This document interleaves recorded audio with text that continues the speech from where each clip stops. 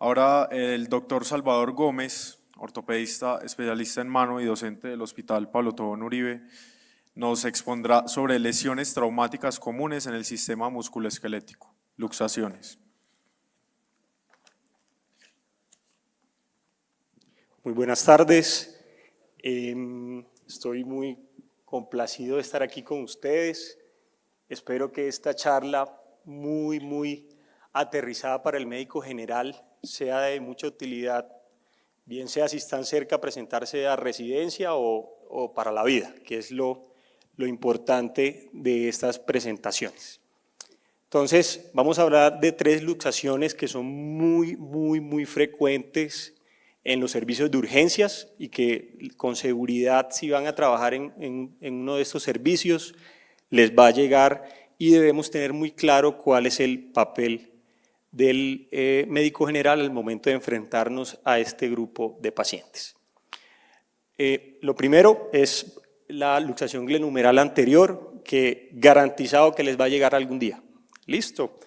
Y con frecuencia nos enfrentamos a pacientes que sufren traumas en hiperabducción y rotación externa del hombro y nos llegan típicamente como con la posición que toma este jugador de fútbol, se llegan tomando del brazo e incluso así como está este paciente con su mano, con su extremidad no comprometida, llegan agarrándose la extremidad lesionada. Si a usted algún día le llega un paciente así, ese paciente tiene algo, lo que sea, pero algo tiene.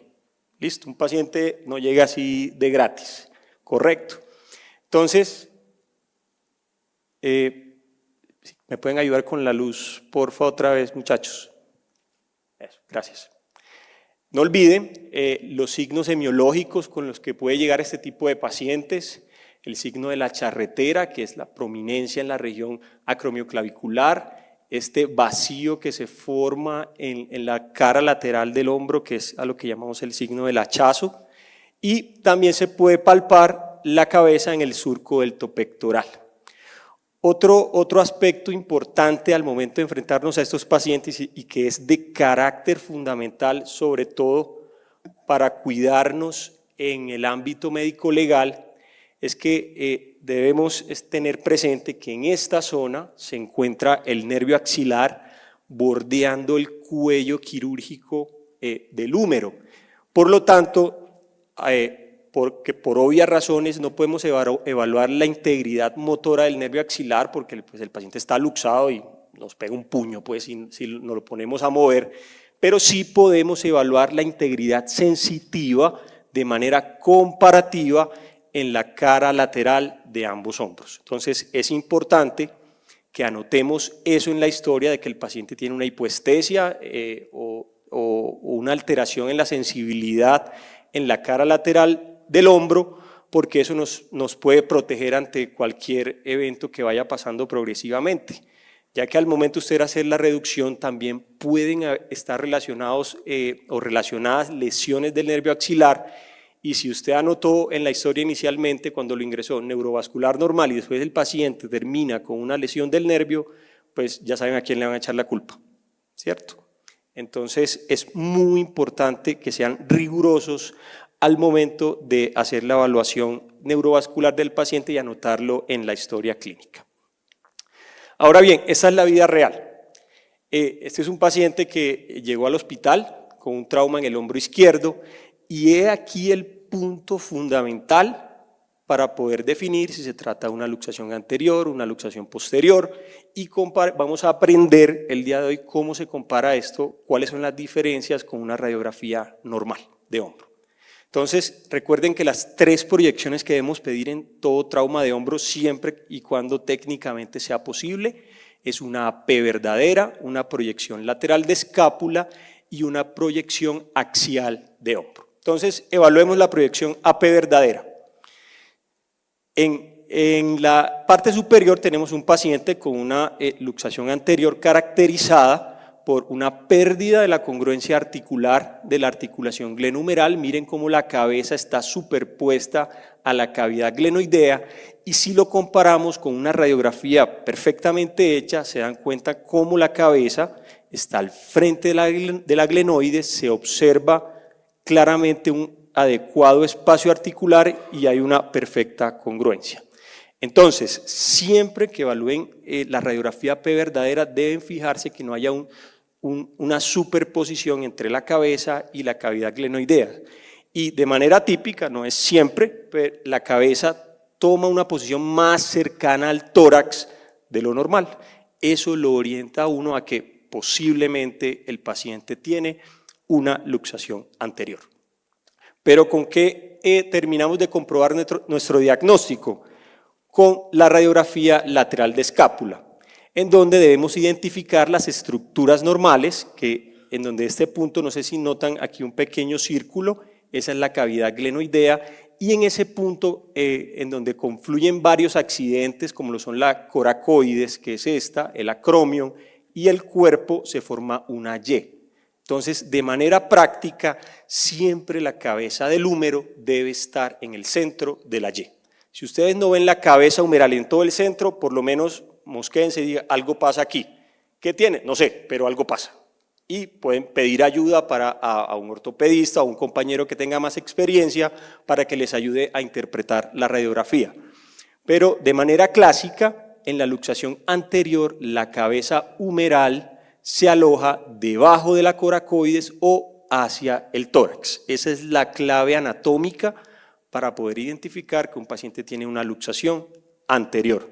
Si lo comparamos con la radiografía normal, miren cómo se observa la cabeza humeral exactamente en el centro de la Y, mientras que acá se aloja hacia el tórax. El centro de la Y está en este punto. Esas son las claves diagnósticas. La tercera radiografía, que no siempre el paciente se la deja hacer porque puede que técnicamente sea un poco difícil y le duele mucho, es la radiografía axial de hombro, que imagínense como si estuviéramos viendo al hombro desde arriba. En una la estamos viendo de frente, en otra la estamos viendo de lado y en la otra la estamos viendo desde arriba. Entonces, en una luxación anterior, típicamente pues, la cabeza se aloja debajo, pues, o sobrelapada al proceso coracoideo, que es anterior en el hombro. Y si lo comparamos con la radiografía normal, miren cómo la cabeza se encuentra perfectamente enfrente de la cavidad glenoidea, mientras que en la luxación anterior esta se aloja exactamente en el labio anterior de la glenoides y puede incluso, con muchísima frecuencia, crear un pequeño hundimiento, puede ser pequeño o grande, un hundimiento en la región posterior de la cabeza del húmero al engancharse en este punto, que es a lo que llamamos lesión de Hill-Sachs. ¿Qué es importante tener en cuenta al momento de enfrentarnos a un paciente, sobre todo con el primer episodio de luxación de hombro? Ya hay un estudio clásico que fue realizado por Joelius en 2008, en donde se dio cuenta, metiendo todos los grupos por sexo y edad, que los pacientes entre 12 y 22 años tienen una tasa de reluxación altísima, hasta el 72%, pero si yo ahí separo solo al grupo de sexo masculino, a incluso menores de 20 años, esa tasa de reluxación puede ser hasta el 99%. Entonces, ¿qué enseñanza nos deja esto, muchachos? Si yo tengo un paciente que me llega, que es muy frecuente, jugando fútbol, en la moto, que tiene 19 años, sexo masculino y se luxa por primera vez el hombro, ¿qué quiere decir esto? ¿Qué va a pasar? Que próximamente vendrá la siguiente luxación. A ese paciente lo debo mandar al ortopedista, que tiene la potestad de definir si hay que operarlo o no. Si es hombre joven, muy probablemente va a terminar, pues la mejor opción para el paciente, según la historia natural de esta enfermedad, es que termine operado o requiera una cirugía. Obviamente hay que individualizar cada caso, pero metiéndolo en un saco, digamos. Ya que eso, ¿por qué pasa? Eso se ha intentado estudiar porque en la mujer tiene un poco menos de tasas de reluxación, pero hay algún factor hormonal parcialmente involucrado que aún no se ha logrado dilucidar por completo, pero parece ser ese el motivo de por qué el hombre presenta mayor tasa de reluxación que la mujer. Otro dato importante que debemos tener en cuenta al momento de que nos llegue ese paciente es preguntarle qué hace. También ya hay varios estudios supremamente sedimentados en donde se ha identificado que los pacientes deportistas de alto rendimiento, muy importante en el paciente militar, y cada vez más pacientes que realizan actividades de carga de peso, coteros, pacientes que trabajan en la construcción, levantan bultos de cemento, tienen una altísima tasa de reluxación después del primer episodio, incluso llegando los militares solo en ese grupo a tener una tasa de reluxación del 92%. O sea, después del primer episodio, altísima probabilidad de que les vuelva a suceder. Entonces, cuando tenemos a este paciente en el servicio de urgencias, definitivamente, como hemos aprendido todo, la principal tarea en toda luxación, con algunos bemoles o asteriscos por ahí, es realizar la reducción, ¿correcto? Y esa es una tarea del médico general inicialmente. Nosotros, recuerden, no estudiamos secretaría médica, ¿correcto? Estudiamos medicina. Entonces, ustedes como médicos generales deben hacer la reducción, por lo menos intentarlo, correcto, si tienen evidentemente todas las condiciones necesarias para hacerlo, pero no puede pasar de que les llegue un paciente luxado e inmediatamente, no, remítalo, porque pues eso tiene que hacer el ortopedista. No, es que estudiaron fue medicina, no estudiaron secretaría o técnico médico, no, son médicos. Entonces, este tipo de luxaciones, ustedes están en la capacidad de reducirlas. Hay muchísimas maniobras para reducir un hombro, pero por lo menos que se sepan, una es suficiente. Hay muchísimas. Y en esta, aunque no es muy preciso el video, se llama la maniobra de Kocher, en donde debemos al paciente dejarlo en supino con una previa sedación para que el paciente por lo menos tenga amnesia del evento, porque esto puede ser un evento algo traumático para los pacientes y hoy en día incluso lo hacen como, comillas, decimos por ahí, a palo seco. Eso ojalá no lo hagan nunca, ¿de acuerdo? Imagínense que fuera su papá, su hermano, ustedes, no se sentiría tan bueno. Por lo menos en mi hospital está prohibido, que es el Pablo Tobón Uribe, está prohibido hacer reducciones sin sedación o por lo menos sin anestesia local en el sitio de la reducción, porque pues, a veces puede ser esto hasta tortura, incluso con los niños. Entonces, la maniobra de Kocher básicamente se trata de poner a nuestro paciente en decúbito supino, tomar la extremidad afectada y supinar el antebrazo, flexionarla aproximadamente 90 grados, inicialmente realizar una maniobra de tracción contra tracción con el codo flexionado y ir venciendo al deltoides y a los músculos de la cintura escapular. ¿Para qué? Para que vaya siendo un poco más fácil el resto de las maniobras. Esta parte de la tracción ocupa más o menos unos 2 a 3 minutos y ustedes dicen, fácil, quédese 2 a 3 minutos traccionando al paciente para que vea cómo le empieza a temblar la mano. Entonces, eso uno va cogiéndole como la cancha poco a poco. El siguiente paso para desenganchar la cabeza de la cavidad glenoidea es realizar en el paciente un movimiento de rotación externa para desenganchar la cabeza de la glenoides y posteriormente realizar aducción. Con que se sepan esa maniobra, la gran mayoría de las luxaciones anteriores de hombro las van a lograr reducir. ¿Listo? Hay muchísimas más, yo les sugiero, porque allá en el hospital que manejamos bastantes lesiones de plejo braquial, con mucha frecuencia ustedes ven que al paciente le ponen el pie aquí en la axila y lo traccionan y ya nos han llegado variadas, eso se llama la maniobra hipocrática, nos han llegado muchas lesiones de plejo producto de ese tipo de maniobras de reducción. Entonces déjensela mejor a un especialista, si la decide hacer, pues mejor que sea esa responsabilidad. Y no olviden que en esa parte se encuentra el nervio axilar y cuando el paciente sufre una luxación anterior, pues el nervio axilar está muy cerca y en relación y hay una importante frecuencia de lesiones del nervio axilar que no debemos olvidar revisar al principio. Entonces, papel del médico general en resumen. Hombre, por favor, siempre que sea posible, bajo sedación, la reducción inmoviliza a su paciente con cabestrillo y ojo, si el paciente tiene su primer episodio y es joven, sobre todo de sexo masculino, lo más probable es que termine en cirugía. ya que la tasa de reluxación es del 90 al 99%.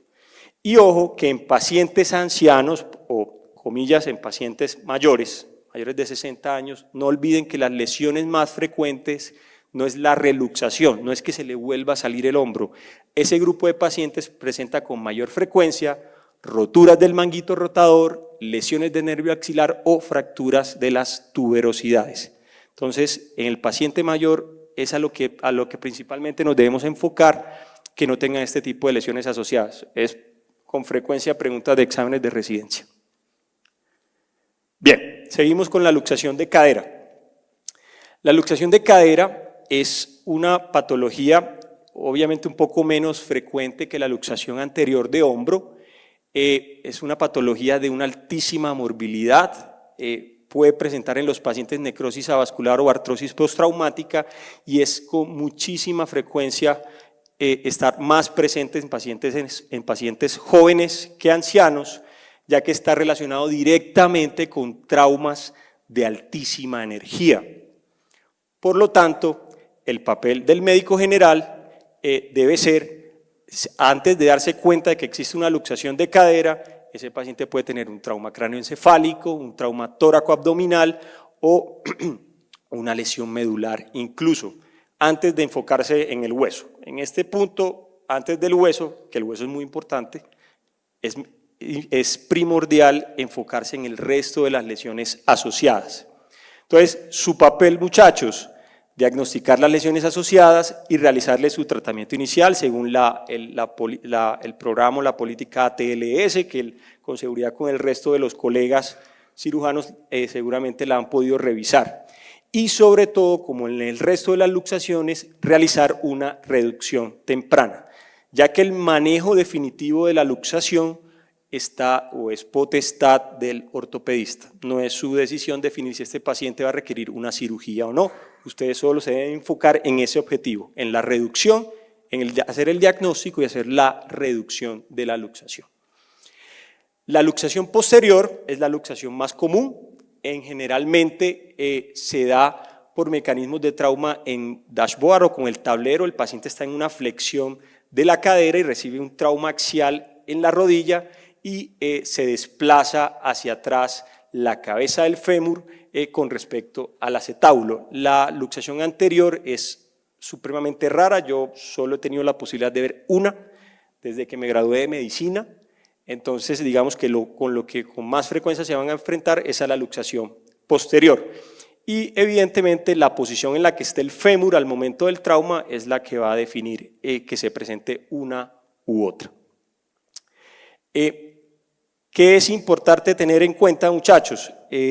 ¿Hacia dónde va por las relaciones anatómicas? Resulta que la articulación de la cadera es una articulación muy congruente. Entonces, a pesar de que existen luxaciones puras, de que se luxe la cabeza completamente del acetábulo, con mucha frecuencia, y si no es lo más frecuente, para que se pueda luxar la cadera o luxar la cabeza del fémur, tiene que ocurrir una fractura tanto en la pared posterior del acetábulo o en la cabeza femoral. Por lo tanto, en esencia, así no sean muy perceptibles en las radiografías, casi siempre las luxaciones de cadera están asociadas a fracturas del acetábulo como de forma más común o de la cabeza del fémur.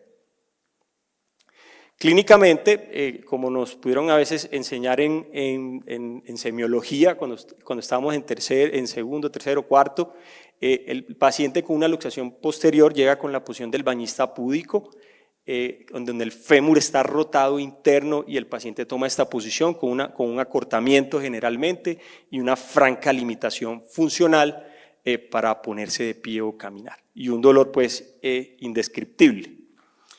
Otra de las partes claves al examen físico cuando ya hagamos el diagnóstico es recordar lo siguiente: en la región posterior de la cadera se encuentra el nervio ciático.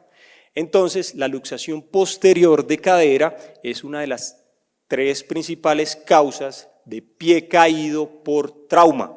Entonces, no debemos olvidar esta causa y evaluar al paciente después de, cuando nos llega al servicio, de que puede tener un pie caído producto de una luxación posterior. Entonces, recuerden, solo necesitamos una radiografía P de pelvis inicialmente para hacer el diagnóstico. Generalmente en la luxación posterior, generalmente, no siempre, el fémur rota interno y esconde el trocánter menor, mientras que en la luxación anterior el trocánter menor se hace mucho más prominente y son trucos o pequeños hallazgos en la radiografía que nos pueden ayudar a definir si es posterior o anterior.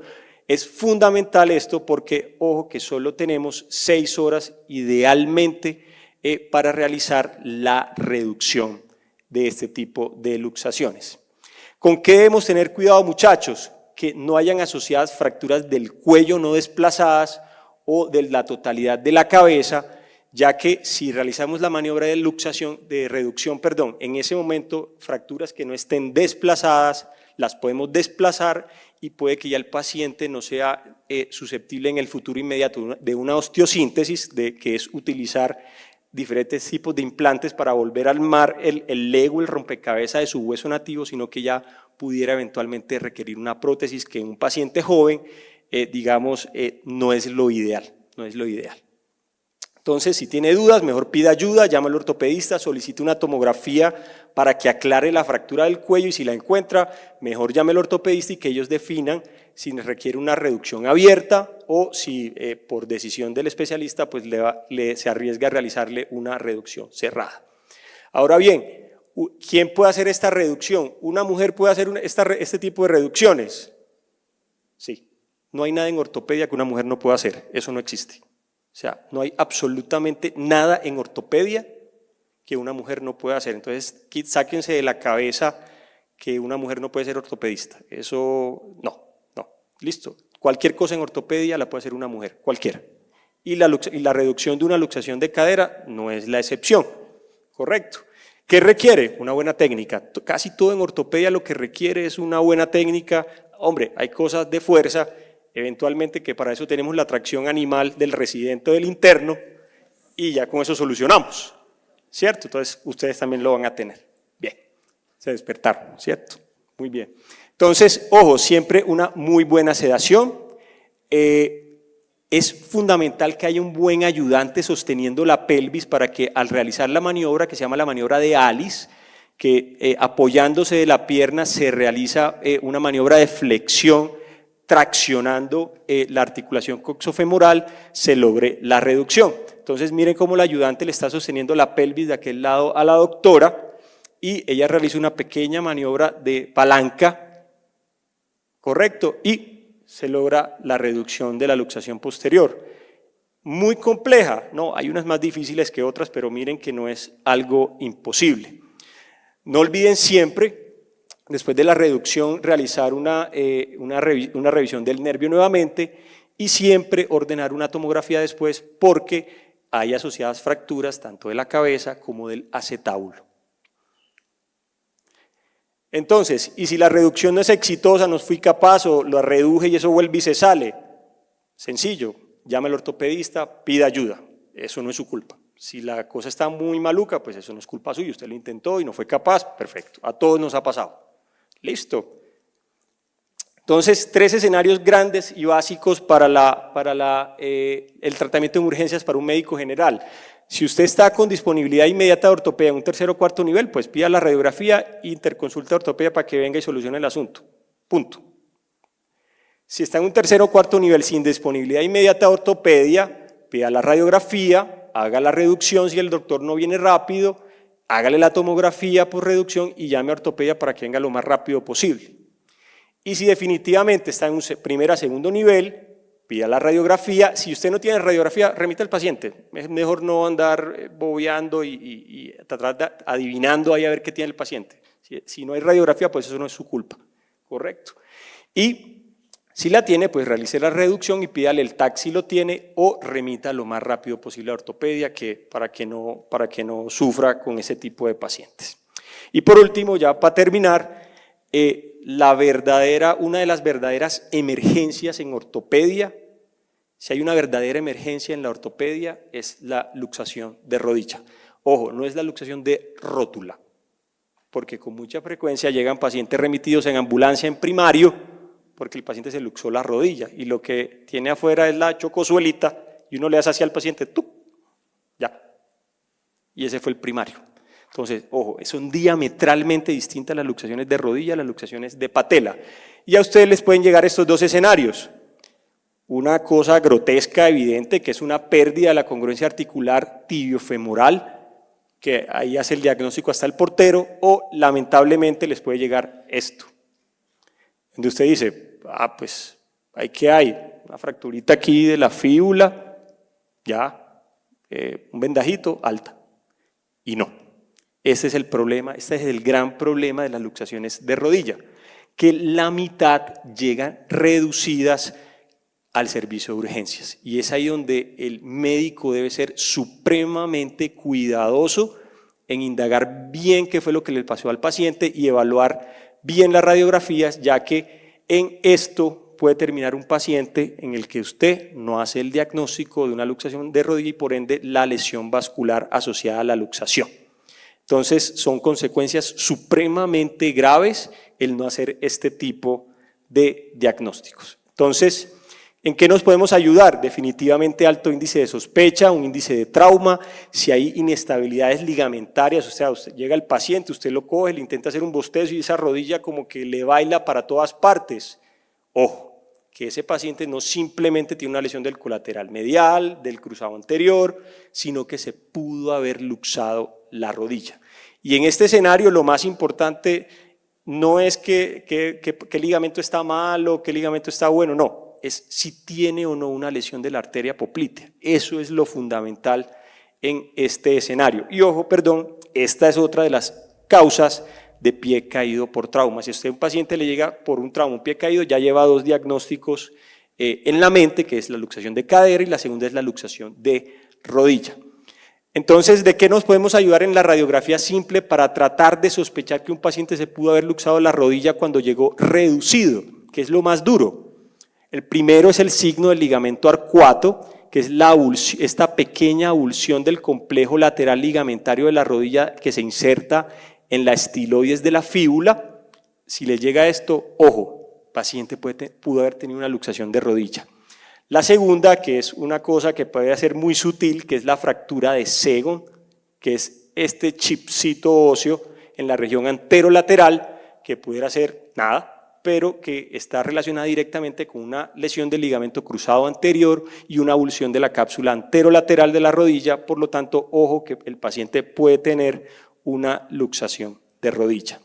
También recuerden las avulsiones de las espinas tibiales posterior y anterior, sospechen este tipo de traumas, o ya cosas un poco más evidentes como es la asimetría marcadas en los espacios articulares tibiofemorales o la asimetría por un desplazamiento posterior de la tibia, si trazamos una línea en la cortical posterior del fémur, en donde si vemos esta radiografía de un paciente lesionado, está la tibia un poco más hacia atrás, hacia posterior.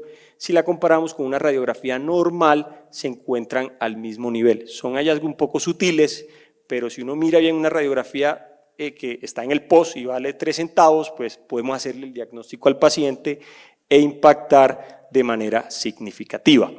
La luxación más frecuente es la anterior. Todas tienen riesgo de lesión neurovascular, pero la que mayor tiene riesgo de lesión vascular es la luxación posterior, que puede ser hasta un 25%. Entonces, siempre en el paciente mirar el llenado capilar, la temperatura, los pulsos y, muy importante, el índice tobillo-brazo. Cuando nos llega este paciente, si les llega con esta deformidad grotesca, la reducción no es tan complicada, casi que todas con maniobras de tracción contra tracción, uno logra la reducción de la luxación e inmediatamente lo pueden inmovilizar, bien sea con un brace de rodilla o con una ortesis o con una férula muslo-maleolar, y ya queda a definición del ortopedista si hay que posicionarle un fijador externo. Ojo con esto, eso se llama el signo del ombligo. Cuando esto llega, deben sospechar de que el paciente hizo un ojal, uno de los cóndilos femorales se metió por un ojal dentro de la cápsula y por más que traccionen no va a reducir. Llamen al ortopedista para que defina si posiblemente requiera una reducción abierta. ¿Y cuál es el mensaje fundamental de esto, muchachos? Que el 18% de todas las luxaciones van a tener una lesión vascular y que de todas ellas el 80% van a requerir reparación. Y a pesar de que el 80% terminen reparadas, el 12% va a terminar amputado. Entonces es una entidad supremamente grave. Y peor aún, si usted no hace el diagnóstico en menos de 8 horas, casi que 9 de cada 10 pacientes van a terminar amputados. Entonces, si usted no hace el diagnóstico, casi que 9 de 10 van a terminar amputados. ¿Correcto? ¿Sirve el examen físico? Sí, tiene muy buena sensibilidad y especificidad. Básicamente los pulsos y el índice tobillo-brazo debe ser mayor a 0,9. Si es menor de 0,9, sospeche de que su paciente tenga una lesión vascular. Por favor, no soliciten ecografías Doppler arteriales, no es útil en este contexto.